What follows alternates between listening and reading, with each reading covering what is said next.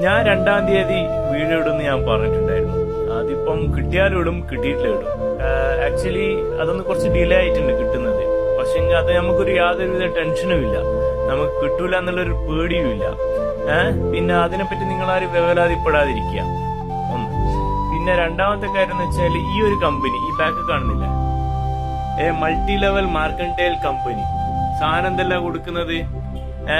വേറൊരു കാര്യം കൊണ്ട് വെറും മലയാളികൾ മാത്രമല്ല ഇതിലുള്ളത്.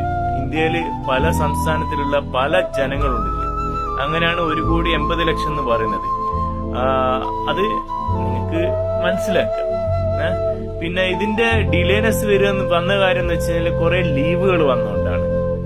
ആ ലീവുകൾ കഴിഞ്ഞ പാട് നമ്മൾ അക്കൗണ്ടിൽ ക്രെഡിറ്റ് ആവും. പിന്നെ വീണ്ടും അത് നോർമലായിട്ട് കമ്പനി പോകും. നിങ്ങൾക്ക് ഞാൻ ഇതേപോലത്തെ ഒരു കമ്പനി ഞാൻ പറഞ്ഞ, നിങ്ങൾക്ക് ആംബോ എന്ന് പറഞ്ഞൊരു കമ്പനി ഉണ്ടാവും.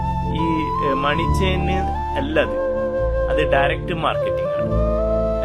നിങ്ങളെല്ലാം ഒരേ ഇതിൽ തൂക്കല്ല, ഒരേ അളവിൽ തൂക്കല്ല. എല്ലാ കമ്പനികളിലെ എല്ലാ കാര്യങ്ങളും ഒരേ ഇതിൽ തൂക്കല്ല കേട്ടാ.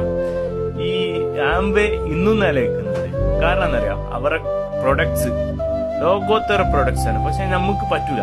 കാരണം എന്താ വെച്ചാല് പല്ലേക്കുന്ന പേസ്റ്റിന് വില കൂടുതലാണ്. അതേപോലെ തന്നെ തലത്ത് ഷാമ്പൂ, സോപ്പ്, അതൊക്കെ വില കൂടുതൽ സാധനങ്ങളാണ്. പക്ഷെങ്കിൽ അതിന്റെ ക്വാളിറ്റിനെ പറ്റി ഒരു കമ്പയർ ചെയ്യാൻ പറ്റില്ല. അതിനൊരിക്കലും മണി ചെയിനിൽ കണക്ട് ചെയ്യാൻ പറ്റില്ല.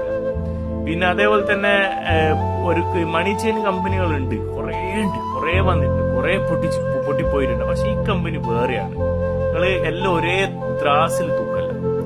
എന്തായാലും ഇത്ര വെയിറ്റ് ചെയ്ത് 2 ദിവസം കൂടി നമുക്ക് വെയിറ്റ് ചെയ്യാം. Okay, by.